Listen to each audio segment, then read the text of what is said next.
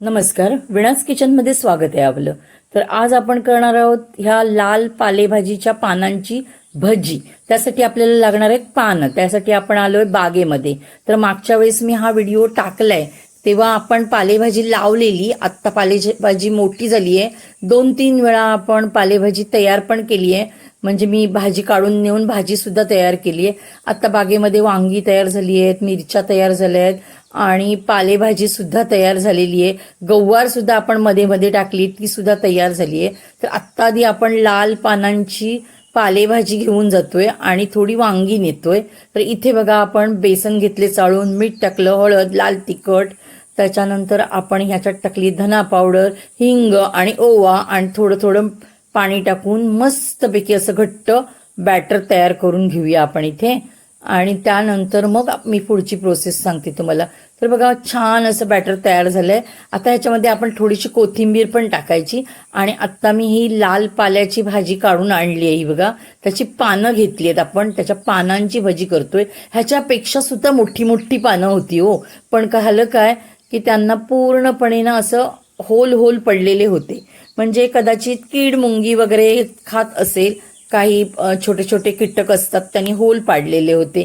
तर मग मी तीने आणली, चांगली चांगली बघून. जरा छोटी असली तरी चालतील म्हटलं, पण चांगली पानं घेऊया. तर इथे बघा एकावर एक पान मी असं बेसनमध्ये डीप केलंय. असं जॉईन करून सुद्धा तुम्ही टाकू शकता आणि सिंगल एक एक पान टाकून सुद्धा तुम्ही असं डीप करून तळू शकता. म्हणजे छान भजी होतात. सिंगल पानाची पण होतात आणि डबल पानाची पण होतात. काय काय वेळेस आपण पालकमध्ये मध्ये बटाट्याची भाजी वगैरे टाकतो आणि डबल पान लावून पालकची भजी तयार करतो. तर इथे काही भाजी वगैरे नाही टाकली तरी सुद्धा चालते. पालेभाजीलाच इतकी चव असते ना.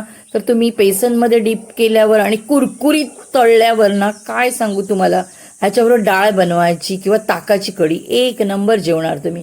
आणि ह्याच्याच बरोबर मी वांगी सुद्धा काढून आणलेली. तर हे बघा मी वांग्याची सुद्धा भजी केली आहे.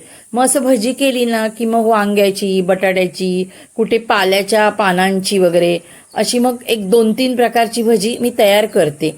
तर आज मी 2 प्रकारची भजी तयार केलेली. ह्याच्यात आपण सोडा नाही वापरलाय कारण ऊन खूप लागतंय. त्याच्यामुळे सोडा टाकला ना की खूप ताण लागते आणि पाणी पाणी प्यावं लागतं. आणि कशाला, आपली काही विक्रीची भजी नाहीये, आपण घरातच भजी करतोय, तर सोडा कशाला टाकायचा. बिना सोड्याची सुद्धा भजी एक नंबर लागतात. तर बघा आता ह्याच्याबरोबर मी थोडीशी गवार सुद्धा काढणार आहे आणि गवारीची रेसिपी तुम्हाला मी पुढे दाखवते नंतर. तर अशा ह्या सगळ्या आपल्या भाज्या आहेत बघा. तर तुम्ही सुद्धा अशा सगळ्या भाज्या लावा आणि मग आपल्याच बागेमध्ये आपल्याला छान भाज्या मिळतात. भाज्या भरपूर मिळतात.